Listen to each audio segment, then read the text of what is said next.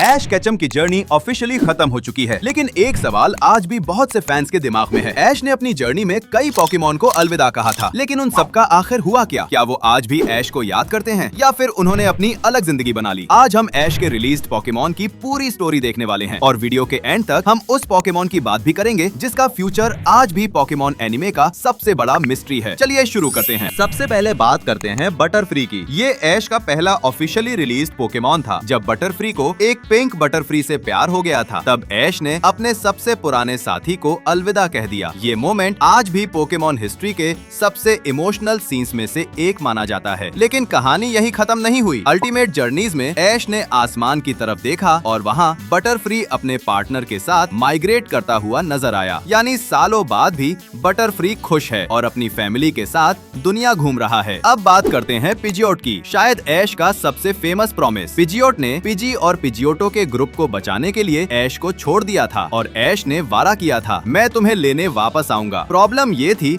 कि फैंस को उस वादा का रिजल्ट देखने के लिए 24 साल वेट करना पड़ा। ऐश के फाइनल एपिसोड्स में पिजियोट फाइनली वापस आया। उसने टीम रॉकेट से पिकाचू को बचाया और फिर ऑफिशियली ऐश के साथ पैलेट टाउन लौट गया। यानी पोकेमॉन एनिमे ने फाइनली एक 24 साल पुराना प्रॉमिस पूरा कर दिया। लेकिन हर पोकेमॉन रिलीज नहीं हुआ था। कुछ पोकेमॉन ऐश ने ट्रेनिंग या स्पेशल ड्यूटीज के लिए छोड़े थे। सबसे फेमस एग्जांपल है चार्जार्ड, जो चार्जिकिफिक वैली में ट्रेनिंग के लिए गया था। सालों की ट्रेनिंग के बाद आज चार्जार्ड प्रोफेसर ओक के लैब में रहता है और ऐश के रिजर्व पोकेमॉन का अनऑफिशियल लीडर माना जाता है। और फिर आता है स्क्वर्टल। स्क्वर्टल स्क्वाड का लीडर। ऐश को छोड़ने के बाद उसने फायर फाइटर की ड्यूटी संभाली। आज भी वो लोगों और पोकेमॉन की जान बचाता है और जब भी ऐश उसे बुलाता है, स्क्वर्टल हमेशा वापस आ जाता है। अब चलते हैं समुंदर की तरफ। लैप्रस। जब ऐश ने लैप्रस को रिलीज किया था, उसका सिर्फ एक गोल था, उसे उसकी फैमिली तक पहुंचाना, और ऐश सक्सेसफुल हुआ। लेकिन years later aim to be a Pokemon master में हमें पता चला कि लैप्रस अब सिर्फ हर्ड का मेंबर नहीं है, वो पूरे ग्रुप का लीडर बन चुका है और समुंदर में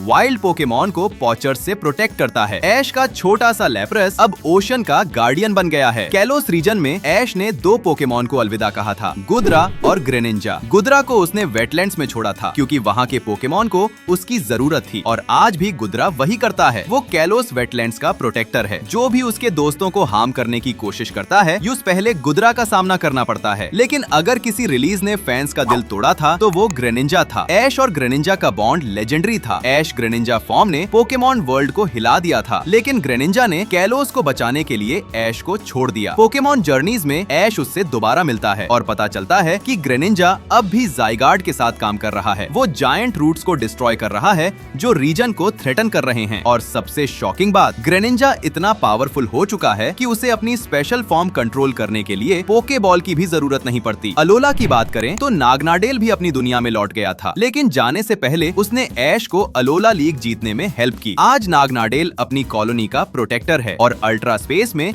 बैलेंस मेंटेन करता है। अब तक की कहानी ऑफिशियल एनिमे कैनन थी, लेकिन अब आते हैं उन पोकेमॉन पर जिनके बारे में एनिमे ने हमें जवाब ही नहीं दिया। सबसे पहला नाम प्राइमेप। ऐश ने प्राइमेप को एंथोनी नाम के ट्रेनर के पास ट्रेनिंग के लिए छोड़ा था और फिर कभी वापस नहीं गया। ये ऐश का एक लौटा मेजर पोकेमॉन है जिससे वो कभी दोबारा नहीं मिला। तो क्या हुआ होगा प्राइमेप के साथ? मेरी थियरी है कि एंथोनी ने उसे वर्ल्ड क्लास फाइटर बना दिया। प्राइमेप ने सालों तक टूर्नामेंट्स जीते और उसका गुस्सा इतना पावरफुल हो गया कि एक दिन वो एनाहिलेप में इवॉल्व हो गया। आज शायद पेल्डेया के पहाड़ों में एक लेजेंडरी फाइटर के रूप में घूम रहा हो और शायद अब भी ऐश का इंतजार कर रहा हो। अगला पोकेमॉन है एम्बीपॉम। याद है, एम्पॉम को डॉन के साथ ट्रेड किया गया था, फिर वो पिंग पोंग खेलने चला गया और उसके बाद गायब। मेरी प्रेडिक्शन, एम्बीपॉम पोकेमॉन वर्ल्ड का सुपरस्टार एथलीट बन गया। उसने अनकाउंटेबल चैंपियनशिप्स जीती और रिटायरमेंट के बाद सिनो कॉन्टेस्ट्स में जज बन गया। सच कहूं, उसकी पर्सनैलिटी को देखते हुए ये बिल्कुल फिट लगता है। और फाइनली लार्विटर। टेक्निकली ऐश का परमानेंट पोकेमॉन नहीं था, लेकिन उसकी स्टोरी बहुत स्पेशल थी। ऐश ने उसे